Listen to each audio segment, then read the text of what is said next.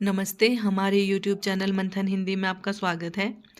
जैसा कि आप जानते हैं, हमारे चैनल के द्वारा HPRC TGT आर्ट्स कमीशन 2025 के लिए फ्री ऑनलाइन क्लासेस प्रोवाइड कराई जा रही है। यदि आप भी अपनी तैयारी को बेहतर बनाना चाहते हैं तो हमारे चैनल से जुड़ने के लिए चैनल को लाइक, शेयर और सब्सक्राइब अवश्य करें। आज की क्लास में हम करेंगे लोक प्रशासन के इम्पॉर्टेंट MCQs, जो कि आपके आने वाली परीक्षा के लिए काफ़ी महत्वपूर्ण है। आज हम इसका पार्ट 3 करने वाले हैं। इस भाग में शामिल विषय है globalisation, PPP, people public private partnership, CSR, citizen centric administration, human rights, NHRC, good governance से रिलेटेड जो प्रश्न हैं वो रहेंगे। Customer protection act 1996। वीडियो में अंत तक बने रहे क्योंकि आज की क्लास आपके आने वाली परीक्षा के लिए काफ़ी महत्वपूर्ण है। शुरुआत करते हैं पार्ट 3 की इम्पोर्टेंट MCQs 101 से 150 तक। पहला प्रश्न है, ग्लोबलाइजेशन का मुख्य अर्थ क्या है? विकल्प ए दुनिया का विभाजन, विकल्प बी वैश्विक जुड़ाव और परस्पर निर्भरता, विकल्प सी युद्ध, विकल्प डी स्थानीयकरण। ग्लोबलाइजेशन क्या अर्थ है इसका? सही उत्तर होगा विकल्प बी वैश्विक जुड़ाव एवं परस्पर निर्भरता। व्याख्या, ग्लोबलाइजेशन का मतलब देशों, बाजारों, तकनीक और संस्कृतियों का वैश्विक एकीकरण है। अगला प्रश्न है, भारत में ग्लोबलाइजेशन तेजी से कब बढ़ा? विकल्प ए 1947, विकल्प बी 1970, विकल्प सी 1991 आर्थिक सुधारों के बाद, विकल्प डी 2000। सही विकल्प का चयन करना है। क्या होगा इसका उत्तर? विकल्प सी 1991 आर्थिक सुधारों के बाद। 1991 के LPG सुधारों के बाद भारत वैश्विक अर्थव्यवस्था से गहराई से जुड़ा। अगला प्रश्न है, वैश्वीकरण का एक मुख्य लाभ। विकल्प ए रोजगार में कमी, विकल्प बी तकनीकी विकास, विकल्प सी अंतर्राष्ट्रीय व्यापार रोकना, विकल्प डी गरीबी बढ़ाना। वैश्वीकरण का मुख्य लाभ क्या है? इसका उत्तर होगा विकल्प बी तकनीकी विकास। वैश्वीकरण नई तकनीकों और निवेश को बढ़ाता है।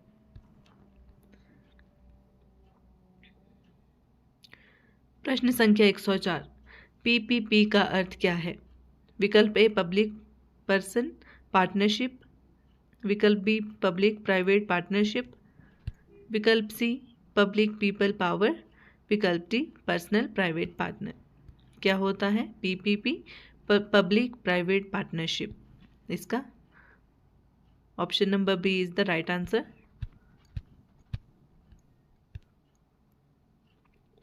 अगला प्रश्न है, PPP में होता क्या है?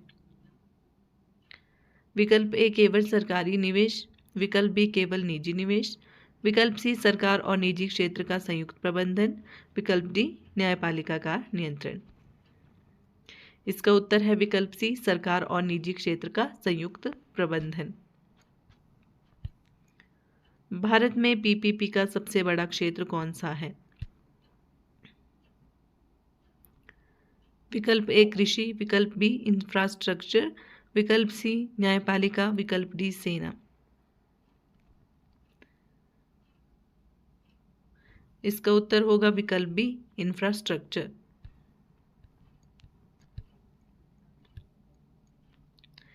प्रश्न संख्या 107, PPP का मुख्य उद्देश्य। विकल्प ए निजीकरण, विकल्प बी परियोजना की दक्षता और निवेश बढ़ाना, विकल्प सी जनता को हटाना, विकल्प डी राजनीतिक दबाव। PPP का मुख्य उद्देश्य है परियोजना की दक्षता और निवेश बढ़ाना। विकल्प बी इसका सही उत्तर है।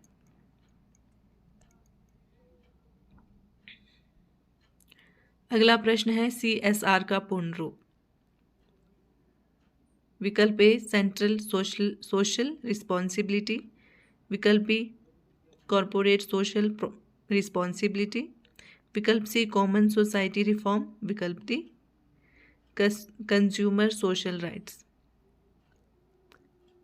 CSR का पूर्ण रूप है कॉरपोरेट सोशल रिस्पॉन्सिबिलिटी। विकल्प बी इसका सही उत्तर है। अगला प्रश्न है CSR भारत में कब अनिवार्य हुआ? विकल्प ए 1991, विकल्प बी 2000, विकल्प सी 2013, कंपनीज एक्ट, विकल्प डी 2019। CSR भारत में कब अनिवार्य हुआ?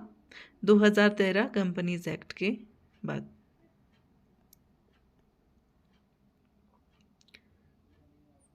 कंपनीज एक्ट 2013 में CSR पहली बार कानूनी रूप से अनिवार्य किया गया। अगला प्रश्न है CSR के तहत कौन सी चीज शामिल है? विकल्प ए हथियार खरीदना, विकल्प बी समुदाय विकास करना, विकल्प सी राजनीतिक दलों को दान, विकल्प डी चुनाव प्रचार। इसका सही उत्तर है समुदाय विकास कार्य, विकल्प B is the right answer. अगला प्रश्न है सिटीजन सेंट्रिक एडमिनिस्ट्रेशन का आधार क्या है? विकल्प ए जनता को नियंत्रित करना, विकल्प बी सेवाएं जनता के अनुसार तैयार करना, विकल्प सी कार्यालयों का विस्तार, विकल्प डी कर वृद्धि।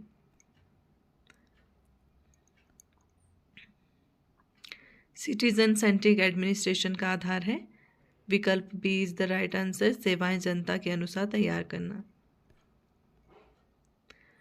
अगला प्रश्न है सिटीजन सेंट्रिक गवर्नेंस का एक उदाहरण। विकल्प ए RTI, विकल्प बी FCRA, विकल्प सी CRPC, विकल्प D IPC। Citizen centric governance का एक उदाहरण है RTI, विकल्प A is the right answer. RTI नागरिकों को पारदर्शिता का अधिकार देता है। अगला प्रश्न है गुड गवर्नेंस का प्रमुख सिद्धांत। विकल्प ए भ्रष्टाचार, विकल्प बी पारदर्शिता, विकल्प सी भय उत्पन्न करना, विकल्प डी केंद्रीकरण। सही विकल्प का चयन करना है। इसका सही उत्तर होगा ऑप्शन नंबर बी पारदर्शिता। अगला प्रश्न है गुड गवर्नेंस की अवधारणा किसने लोकप्रिय की? विकल्प ए UNDP, विकल्प बी UNESCO यूनेस्को, विकल्प सी यूनिसेफ, विकल्प डी WTO। गुड गवर्नेंस की अवधारणा किसने लोकप्रिय की? इसका सही उत्तर होगा विकल्प ए UNDP।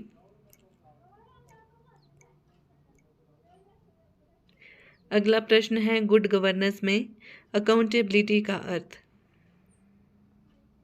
ऑप्शन नंबर ए कोई उत्तरदायित्व नहीं, ऑप्शन बी जवाबदेही, ऑप्शन सी गुप्त शासन, ऑप्शन डी निजी शासन।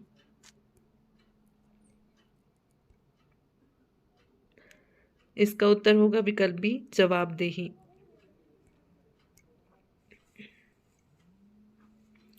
अगला प्रश्न है गुड गवर्नेंस में रूल ऑफ लॉ क्या करता है?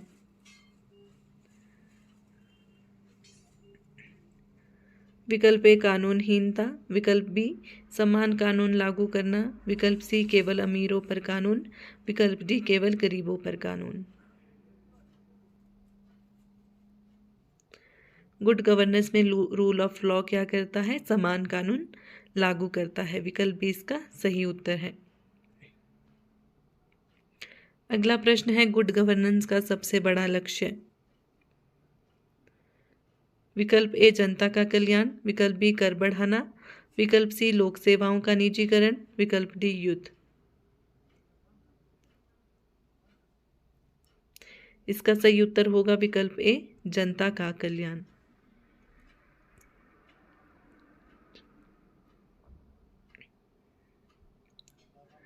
अगला प्रश्न है मानवाधिकार ह्यूमन राइट्स का मुख्य आधार।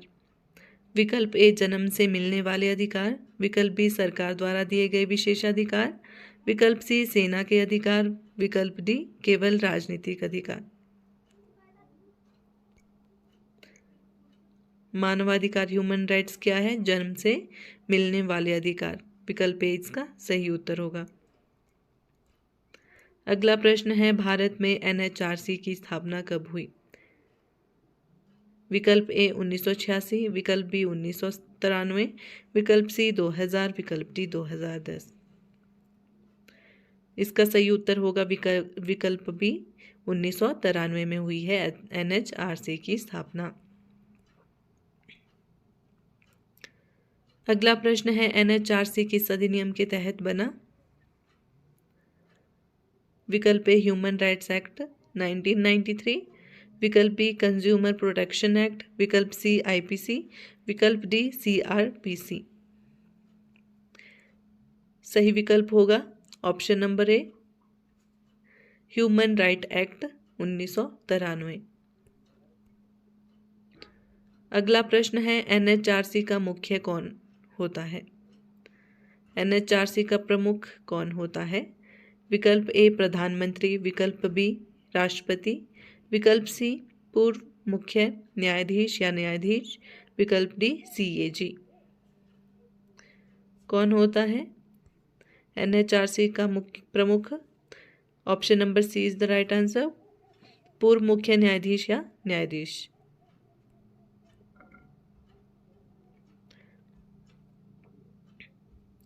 अगला प्रश्न है, एनएचआरसी का मुख्य कार्य? विकल्प ए पुलिस का संचालन, विकल्प बी मानवाधिकारों की रक्षा, विकल्प सी कर संग्रह, विकल्प डी सेना को नियंत्रित करना। इसका सही उत्तर होगा विकल्प बी मानवाधिकारों की रक्षा। अगला प्रश्न है, एनएचआरसी को शिकायत कौन कर सकता है? विकल्प ए केवल पुलिस, विकल्प बी केवल सरकार, विकल्प सी कोई भी नागरिक, विकल्प डी केवल एमएलए। इसका उत्तर होगा विकल्प सी कोई भी नागरिक। अगला प्रश्न है, मानवाधिकार उल्लंघन की शिकायत कितने दिनों के भीतर की जा सकती है?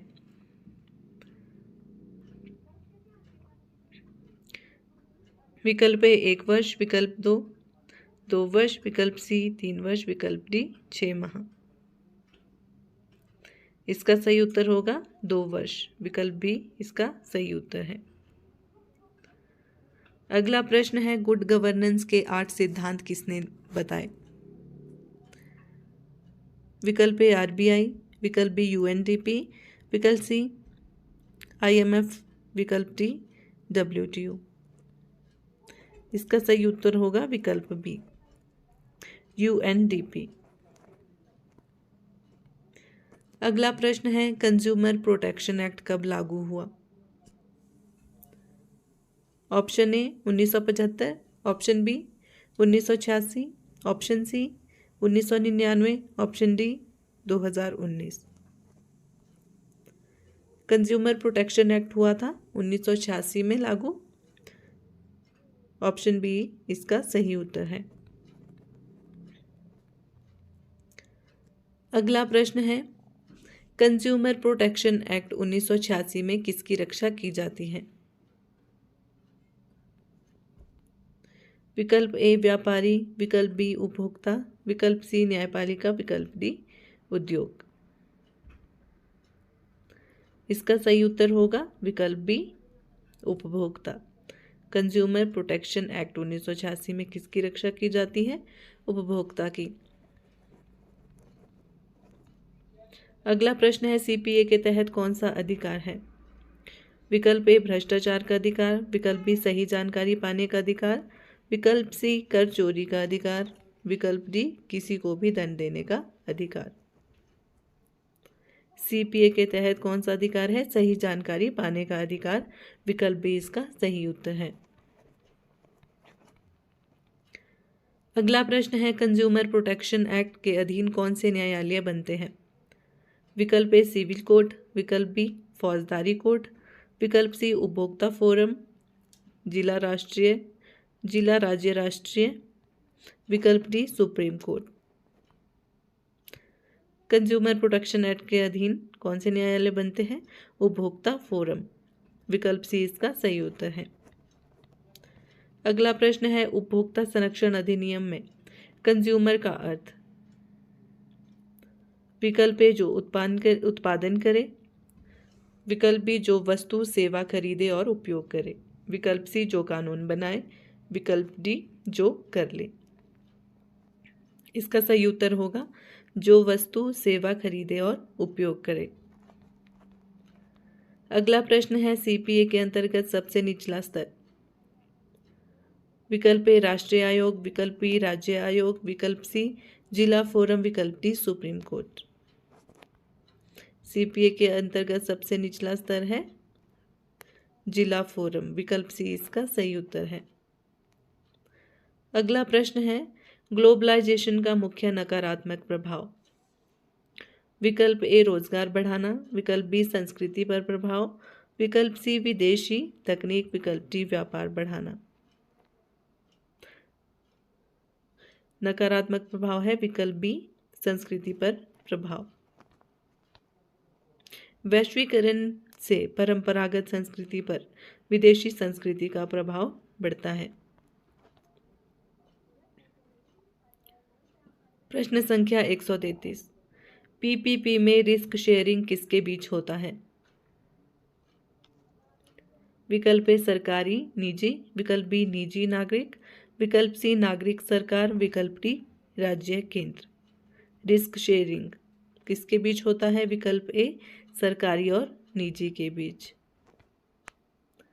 अगला प्रश्न है सीएसआर की न्यूनतम राशि कंपनी के लाभ का। विकल्प ए 1%, विकल्प 2%, विकल्प सी 5%, विकल्प डी 10%। इसका सही उत्तर है विकल्प बी। कंपनीज एक्ट 2013 पिछले 3 वर्षों से औसत लाभ का 2%।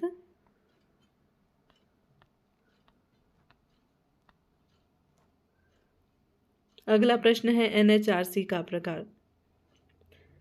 विकल्प ए संवैधानिक, विकल्प बी वैधानिक, विकल्प सी न्यायिक, विकल्प डी निजी। इसका सही उत्तर है विकल्प बी।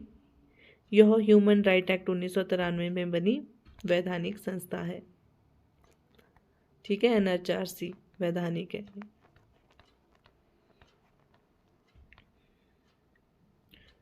अगला प्रश्न है सिटीजन चार्टर का उद्देश्य क्या है?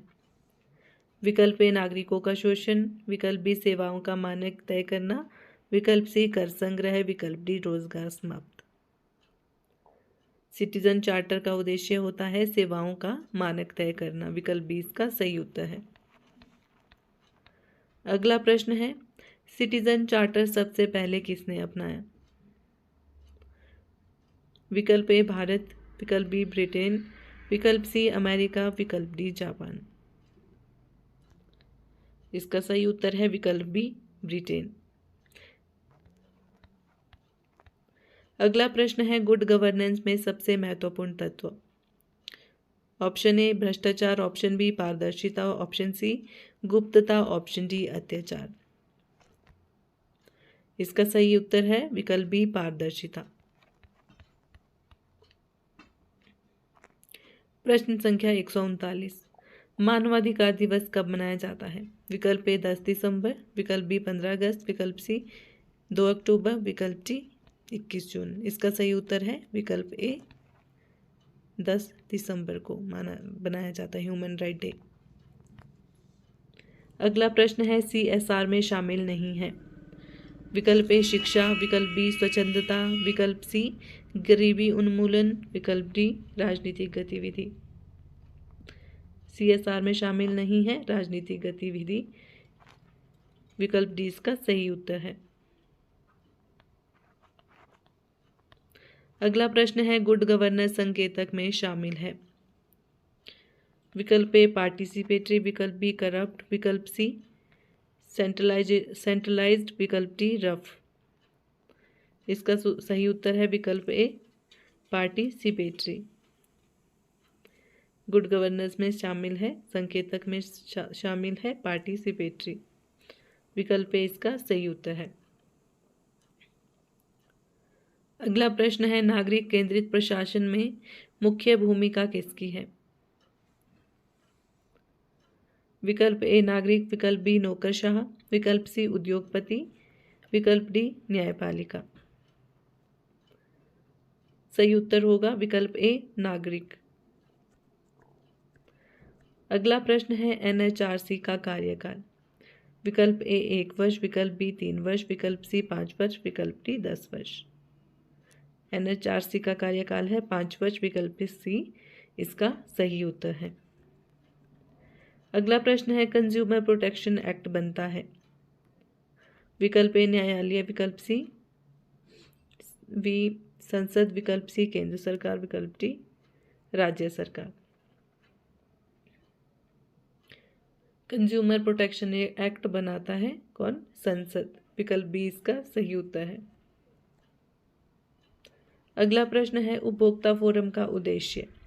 विकल्प ए व्यापारी की सहायता, विकल्प बी उपभोक्ता की शिकायतों का निवारण, विकल्प सी राज्य सरकार के आदेश, विकल्प डी सेना संचालन। इसका उत्तर होगा उपभोक्ता की शिकायतों का निवारण।